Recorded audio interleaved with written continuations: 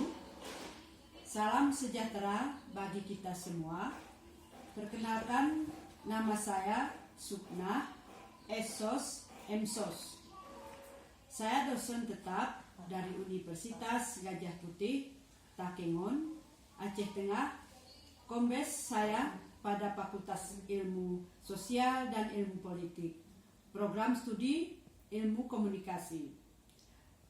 Saya menempuh pendidikan S1 di Medan, yaitu di Sekolah Tinggi Ilmu Komunikasi, Jalan Sekip, Gang Damar, Medan, tahun 1979. Pendidikan S2 di Institut Agama Islam Negeri Ruksmawe, Program Studi Komunikasi Penyiaran Islam, tahun 2020. Adapun spesialisasi dan kepangkatan saya adalah di bidang komunikasi. Saya mengajar di semester ganjil dengan mata kuliah Manajemen Media Massa 2 SKS, Public Relation 2 SKS, Komunikasi Pemasaran 2 SKS. Kemudian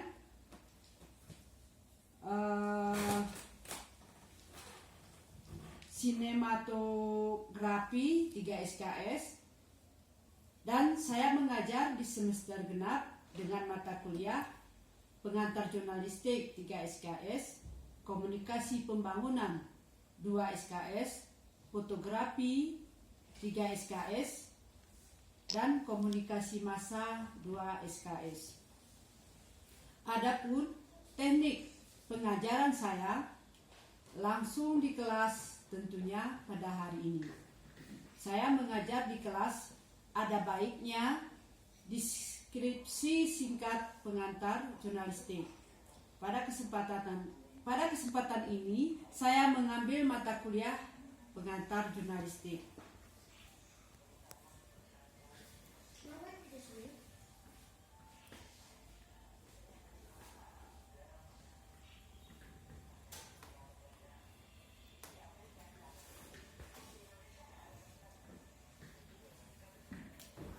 Deskripsi mata kuliah sebagai mata kuliah wajib pengantar jurnalistik yang berfungsi sebagai bekal mahasiswa untuk dapat mengetahui, memahami, hingga dapat mengaplikasikan bentuk perkembangan jurnalistik secara sederhana sebagai bentuk mencari berita.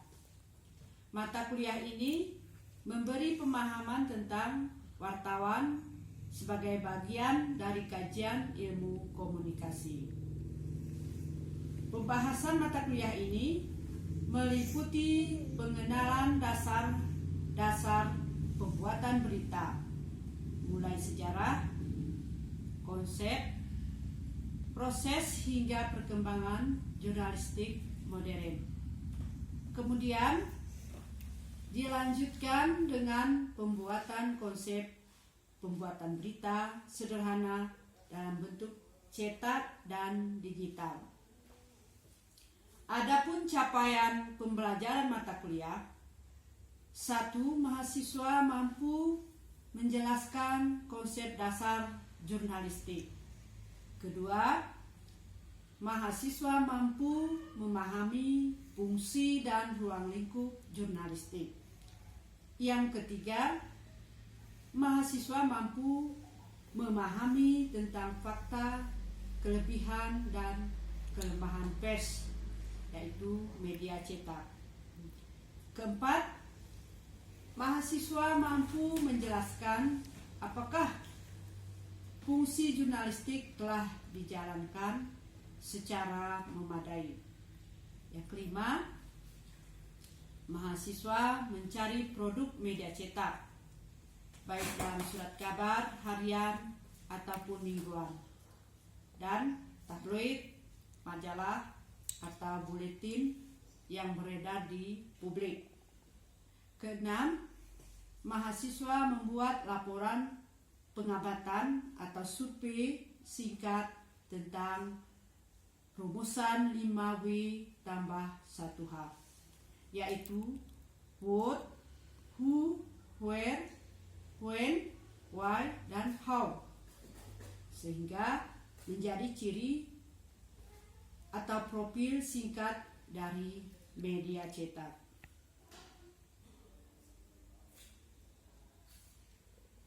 Selanjutnya, metode pembelajaran.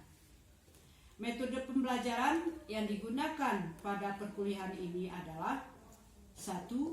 Ceramah, diskusi, praktek, dan tanya jawab.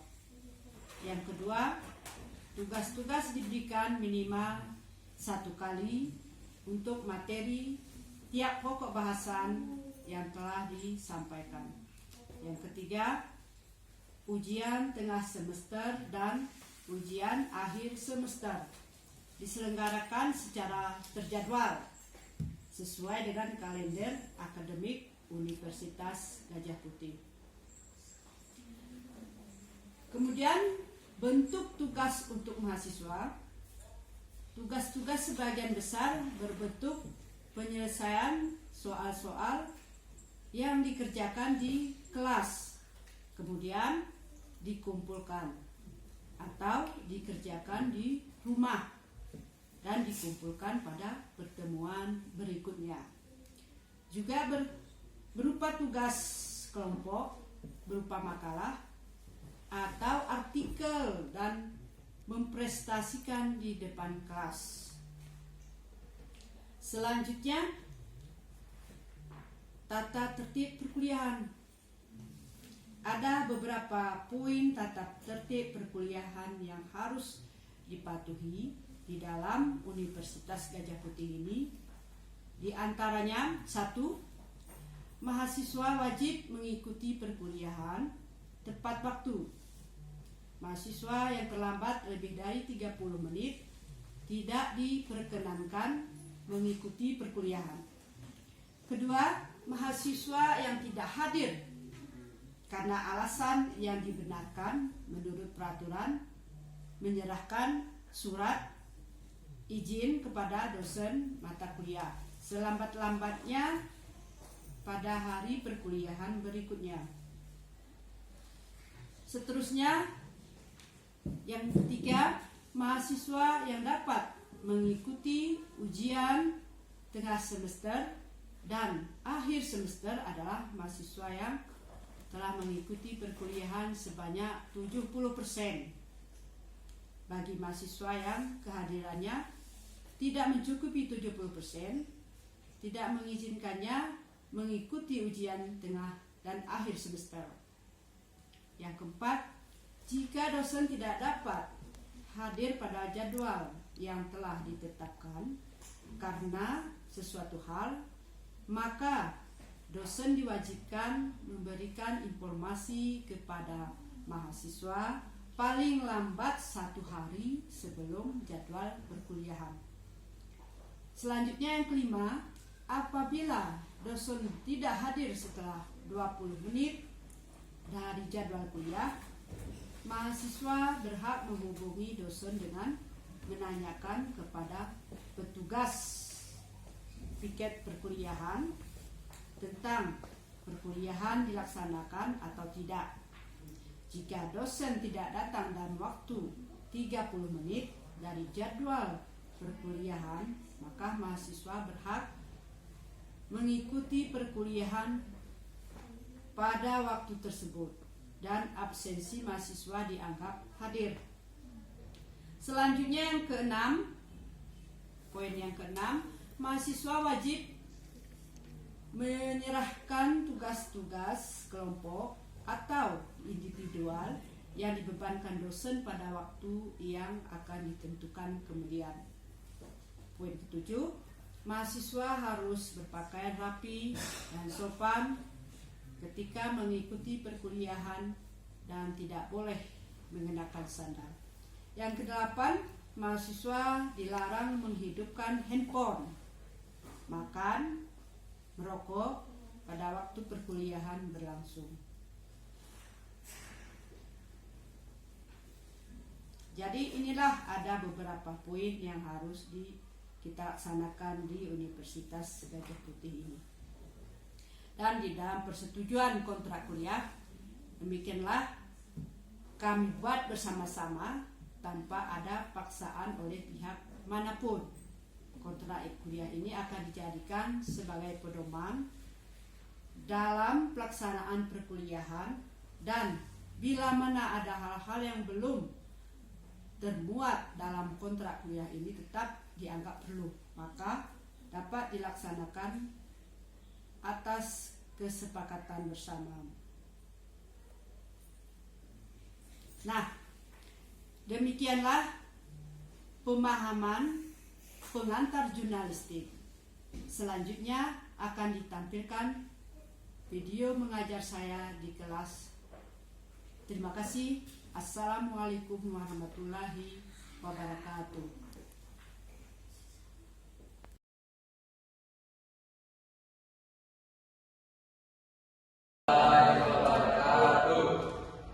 Bagaimana kabarnya?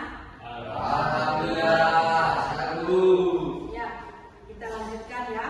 Hari ini kita mempelajari perkuliahan kita, yaitu tentang mata kuliah jurnalistik.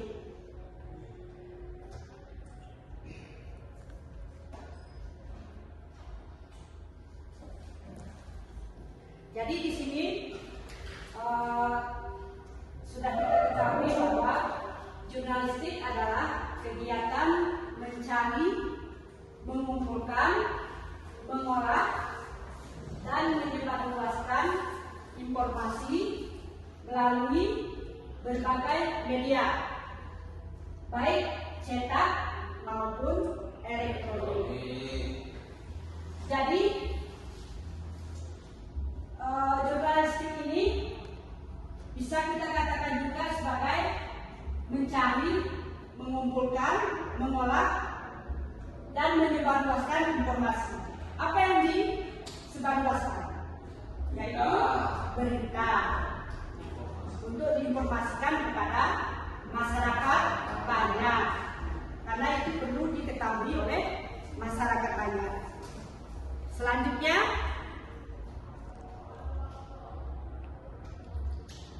ada sejarah jurnalistik. Di dalam sejarah jurnalistik ini ada 2 poin yang harus kita ketahui. Yang pertama, perkembangan media massa dari masa ke masa. Kemudian yang kedua, peran jurnalistik dalam perubahan sosial dan politik. Jadi ini keduanya, antara perkembangan media massa dengan dari masa ke masa dan peran jurnalistik dalam perubahan sosial dan politik itu tidak bisa dilepaskan. Karena itu di antara kedua poin ini harus ada, kita melihat perkembangan tentang informasi yang ada di dalam masyarakat sekitarnya dan berperan dalam perubahan sosial dan politik, baik di dalam perubahan ekonomi, baik di dalam perubahan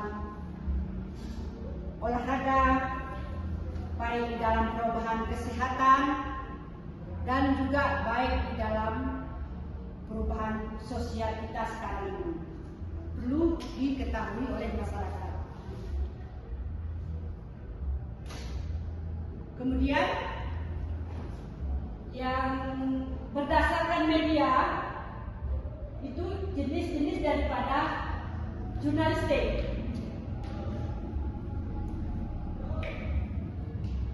Yang pertama, berdasarkan media cetak, kemudian elektronik. Yang dikatakan dengan media ini, dia menggunakan media seperti apa medianya? Koran, radio. Radio itu termasuk elektronik. Kalau cetak itu termasuk koran, tabloid, majalah, dan sebagainya. Itu berdasarkan media. Kemudian ada lagi yang berikutnya, jurnalistik, tujuan daripada jurnalistik. Yang pertama, memberikan informasi yang akurat.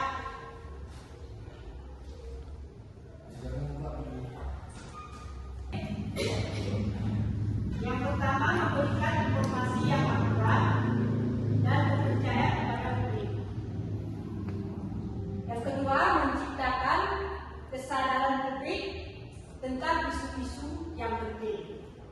Yang ketiga, mengawasi kekuasaan dan menjaga transparansi. Kemudian yang keempat, menyediakan wadah bagi diskusi publik. Jadi yang pernah kita dengar, yang pertama ini adalah memberikan informasi yang akurat dan terpercaya kepada publik. Karena di dalam membuat berita itu, masyarakat harus percaya. Karena suatu pemberitaan itu tidak boleh diadakan, dia harus akurat. Dan di dalam menyebarluaskan berita itu harus fakta, tidak boleh buat-buat. Itu yang pertama, memberikan informasi yang akurat dan terpercaya kepada publik. Karena masyarakat itu harus mempunyai berita yang betul-betul akurat, harus baru, tidak boleh basi. Jadi kalau misalnya tidak akurat, jadi setidaknya masyarakat itu tidak percaya. Selanjutnya,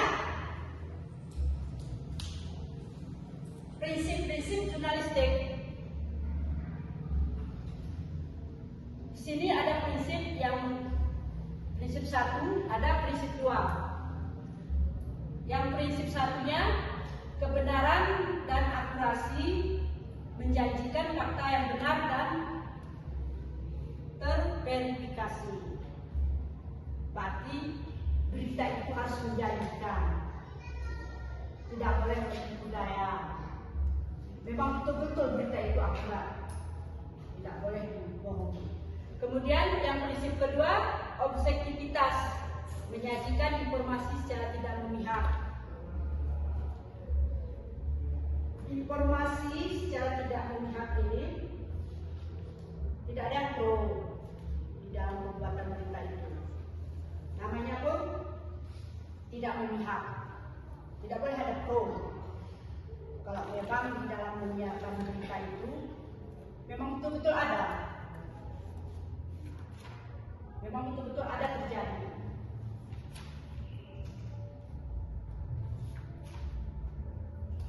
Selanjutnya, penulisan berita. Di dalam penulisan berita ini ada struktur berita, ada bahasa berita, ada unsur berita. Di dalam struktur berita ini menggunakan piramida terbalik untuk menyajikan informasi yang paling awal. Kalau boleh Ibu bertanya sama saudara, saudara tahu nggak piramida itu? Bagaimana gambarnya? Ibu, apa itu? Ya, berbentuk segitiga. Di setiap sudut itu mempunyai arti. Nah, itulah yang dikatakan dengan menggunakan unsur 5W ini tambah 1A di dalam piramida. Jadi itu untuk mempermudah kita untuk mendapatkan suatu berita atau di dalam tulisan berita.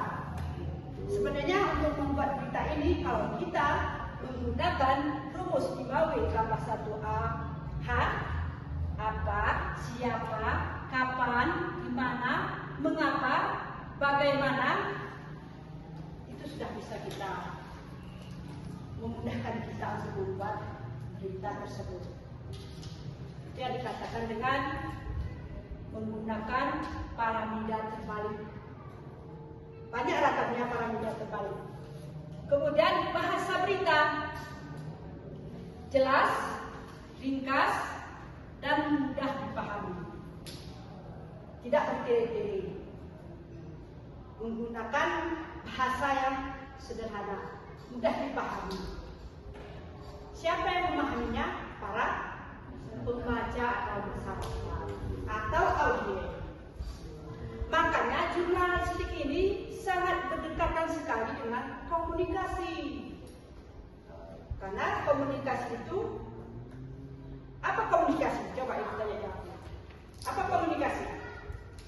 Sampai semester berapa saja? Penyampaian pesan kepada komunikator dengan menggunakan lambang-lambang.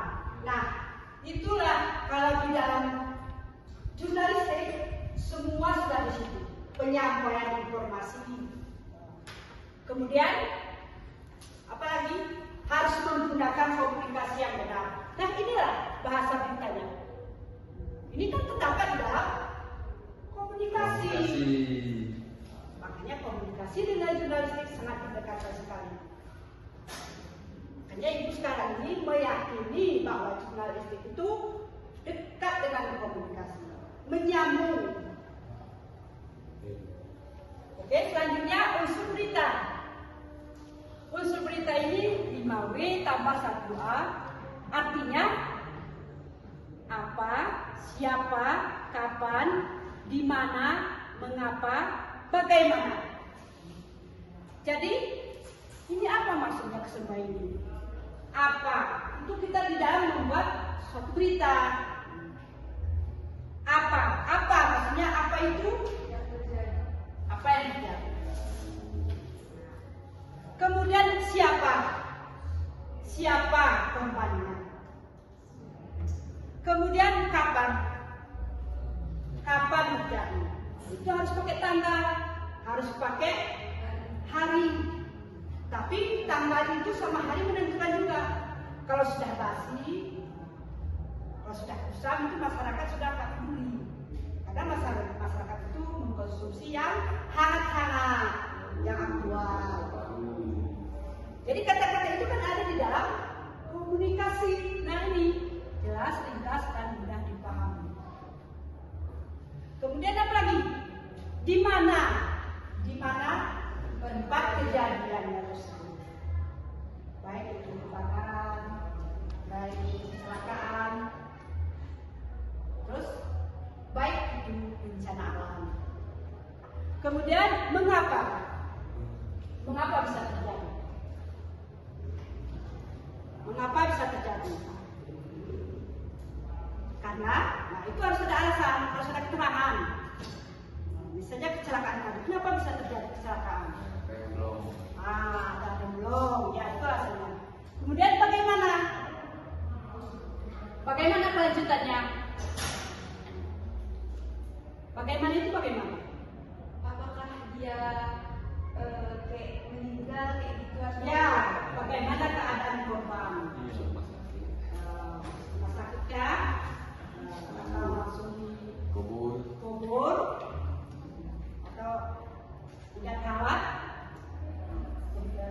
Begitu juga dengan banjir. Sudah paham kan? Sudah, Dan Bu. selanjutnya produk jurnalistik. Di dalam produk jurnalistik ini berita, laporan peristiwa terkini yang faktual. Berita itu di dalam pelaporannya harus fakta, harus terkini, harus baru.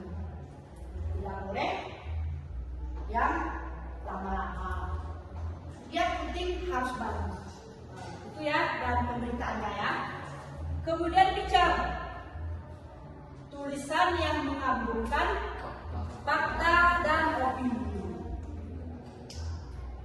Fakta dan opini. Berarti di dalam penulisan ini, bicara ini kan tulisan ataupun berita. Ya, menggabungkan fakta dan opini. Harus ada bukti dan pendapat. Opini itu pendapat atau ulasan. Nah, inilah yang lagi kita pelajari, yang suruh kepada saudara membuat clipping. Apa itu tentang use dan pius? Nah, itulah ruang lingkup daripada jurnalistik. Berita dan opini. Kemudian opini. Tulisan yang berisi pandangan penulis tentang suatu isu. Misalnya seorang wartawan. Wartawan itu harus memberikan pandangan tentang penulis. Apa itu bisa contohnya kira-kira? Siapa yang bisa menjawab pandangan tentang penulis? Mbak, bisa jawab? Mungkin bisa sedikit menjelaskan Bu, pandangan penulis tentang suatu isu, misalnya karena terjadi isu terjadinya longsor di suatu daerah misalnya. Terus seorang penulis atau wartawan menyebutkan pandangan mereka kenapa terjadinya longsor tersebut, begitu. Itu menurut saya. pendapat. Iya. Kalau Rehan, bagaimana Rehan? Pandangan penulis? Pandangan penulis tentang suatu isu ya. Ya. Jadi bukan misalnya kayak tadi Bu wartawan tadi bukan nulis berita gitu ya, bukan. Mungkin nanti pandangannya akan ada Aceh Tengah ini kan Bu. Pandangannya mungkin Aceh Tengah ini sekarang ini lagi isunya lagi ini Bu, tentang sampah bukan, tentang kabupaten harus bersih. Jadi nanti penulis ini menulis isu bukan tentang itu tadi Bu, harus membersihkan sampah di sekitar lingkungan kita, nggak boleh kotor bukan. Oke. Itu dia Bu. Berarti sudah tahu ya apa itu tentang pandangan penulis tentang suatu isu. Kemudian yang keempatnya laporan investigasi. Tulisan yang mengungkapkan fakta tersembunyi melalui penelitian mendalam. Nah, ini di sini ada investigasi. Harus langsung ke lapangan kita menyelidiki permasalahan tersebut. Itu yang bagus. Karena kita langsung ke lapangan. Misalnya siapa korbannya. Itu baru jelas. Laporan. Karena itu berbentuk laporan. Jadi dia yang dikatakan dengan fakta tersembunyi melalui penelitian mendalam. Kita harus langsung ke lapangan. Jadi ada yang bertanya? Ada yang bertanyakan?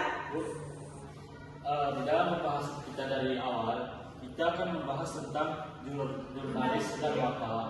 Apa sih perbedaan antara jurnalis dan wartawan ini? Perbedaannya? Perbedaan antara jurnalistik dan wartawan. Jurnalistik itu adalah penulis juga. Wartawan itu adalah memang orangnya langsung. Memang itu tidak ada bedanya sebenarnya antara jurnalis dengan wartawan. Karena yang kita dengar sekarang ini hanya wartawan. Tapi kalau wartawan itu kita beranggapan berarti itu penulis. Tidak ada bedanya sebenarnya antara jurnalis dengan wartawan. Itu tergantung kitanya, tergantung individunya, cara mengungkapkan antara jurnalistik dengan wartawan. Karena itu sama-sama mencari berita. Yang lain ada? Kalau tidak ada, kita akhiri. Apa dah? Lalu. Sudah. Baiklah. Terima kasih ya kepada mahasiswa yang sudah menyempatkan waktunya untuk menghadiri di dalam mata kuliah ini, yaitu mata kuliah jurnalistik. Ibu banyak mengucapkan terima kasih. Ibu akhiri. Assalamualaikum warahmatullahi wabarakatuh.